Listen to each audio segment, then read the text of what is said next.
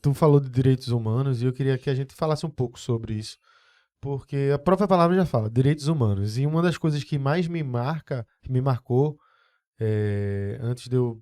Porque não se falava tanto disso, né? Eu acho que o primeiro momento que deu um ápice nesse termo direitos humanos foi no Tropa de Elite.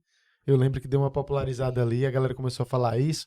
Aí depois teve questões políticas, começaram a utilizar de maneira pejorativa e direito dos manos. E aí fica nessa desmerecendo, porque não deixa de desmerecer o real sentido da coisa. E sabe uma parada que me marcou? Eu lembro que teve um brasileiro que ele foi traficar em algum país desse, eu não sei se foi Indonésia, Indonésia, eu acho. Vietnã, que ele levou numa prancha cocaína e pegaram ele lá e ele foi condenado à morte. Nem condenado, não tinha nem julgamento direito, só foi direto. E aí eu lembro que a presidente Dilma, na época, intercedeu, pediu para o presidente de lá para ele não fazer isso, ou manter o cara preso ou devolver. E o cara ignorou e ele morreu. E aí o que me marcou naquela época foi que muita gente ficava assim, tem que morrer mesmo, comentários na internet. É traficante, não sei o que, tal, tal. E aquilo me fez refletir no sentido de, porra, velho, é, primeiro que a presidente na época fez o papel dela, que era interceder por alguém, por um brasileiro que paga seu imposto, que tá errado ou não, que fosse julgado aqui ou que não matasse o cara. Por quê? Quando você chega num nível desse de extremismo, que o Estado te condena à morte, pelo menos eu penso assim, que eu acho que é tão perigoso que quem é que me garante que um dia eu não vou ser condenado à morte por alguma lei do Estado que eles vão incluir aí no meio do caminho, ou que vão enquadrar o cara porque tem tantas brechas na lei que a galera sempre dá um jeito de, pelo menos assim, da visão ignorante da gente que não entende nada, você faz, pô, tem tanta brecha, tem tanta coisa, que me garante que um dia isso não vai se voltar contra mim e contra outros crimes que para o Estado pode ser um absurdo. Como, por exemplo, em Cuba, você traficar charuto é um crime muito grave, porque é um crime contra o Estado. Mais até do que outros crimes que pra gente poderia ser muito pior na nossa percepção. Então, quem me garante? Isso me assustou bastante. Aí eu queria trazer essa temática dos direitos humanos porque e trazer essa questão da pena de morte. O que é que tu acha sobre isso? Tu pensa como eu ou não? Penso. Pensa? Logo de frente, assim, penso, né? Eu, tanto pena de morte quanto quando o Rafael, né, falou da questão do porte de arma, né, também Sim. sou absolutamente contra, né? É, é o seguinte, porque o Tropa de Elite foi um ponto bem de serviço, vamos dizer assim, né? A gente teve uma sociedade que ficou aplaudindo o terror, né? E que era o contrário da ideia do diretor, Do dinheiro sabe? inicial, né? De Padilha. Ele não queria isso. E aí o que acontece? A gente criou um herói que é um cara que violava direitos humanos, né? Então, assim, foi sinistro ver o pessoal aplaudindo, batendo, vibrando, né? Dentro do cinema e tal, né? Com situações de violência e violação de direitos humanos. Então, e isso é Oi. Não falei não. E isso é uma coisa que você vê no dia a dia, inclusive, né? Ele não retratou, ele não foi, aquilo não é uma ficção, né? Vamos dizer assim. Ele tem as pessoas pedem, né? Para que você mate O bandido, né? O criminoso. um suposto criminoso ali, o cara já tá lá, assim, com a condenação sumária, né?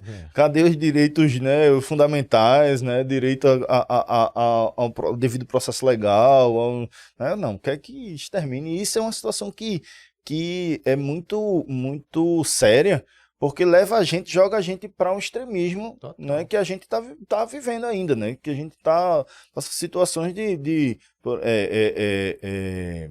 né, que a gente vê aí o pessoal querendo porte de arma, querendo que mate, né, querendo que resolva justiçamento, né, esse tipo de coisa, né? Então, na Indonésia a lei funciona. A Né? Indonésia Vai a lei lá, funciona, vem lá vai. pra tu ver as outras leis que Não, estão juntas. você fica assim, né? Eu sou do time do nenhum direito a menos, né?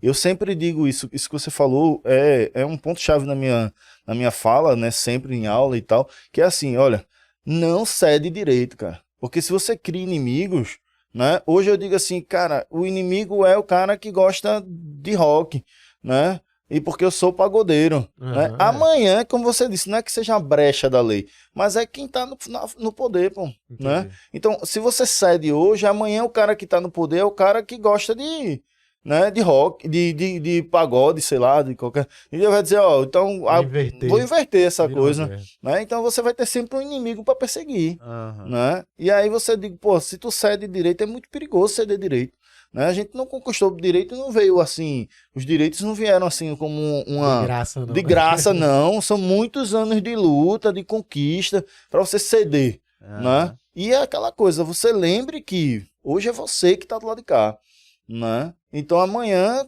né, entra nessa onda de ceder direito, amanhã é você que é o inimigo. E aí? Porra, é isso aí, velho. Eu, até entrando nesse assunto que Gabriel puxou rapidamente, de uma brecha na lei, eu queria que você pudesse esclarecer um pouco pra gente, porque a gente, como leigo, vendo de fora, eu tenho uma visão parecida com o Gabriel. Como é que funciona, assim? Na minha cabeça, pelo menos no Brasil, não sei fora, mas a gente assim, pô, aqui no Brasil, né? Enfim, eu tenho uma percepção que, pô, a lei, pra mim, ela às vezes não quer dizer tanta coisa, assim, porque, tipo, eu olho, dependendo do caso, eu olho assim, tipo, a mesma lei, vamos dar um exemplo, assim, clássico, sei lá, Lula, falando de Lula solto, Lula preso, eu sei que Lula não teve caso e não foi julgado, mas tem esse negócio.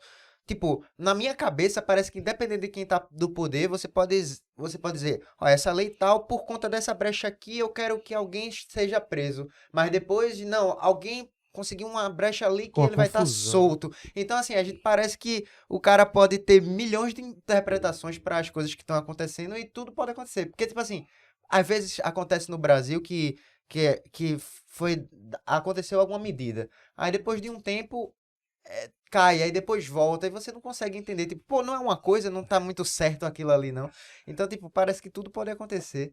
Eu não é bem a brecha na lei, né? Mas você vê mudanças de interpretações, né? Aham, Pronto, esse caso que você falou mesmo foi um caso clássico de insegurança jurídica ali, né? Você dá, aham, prisão em segunda instância.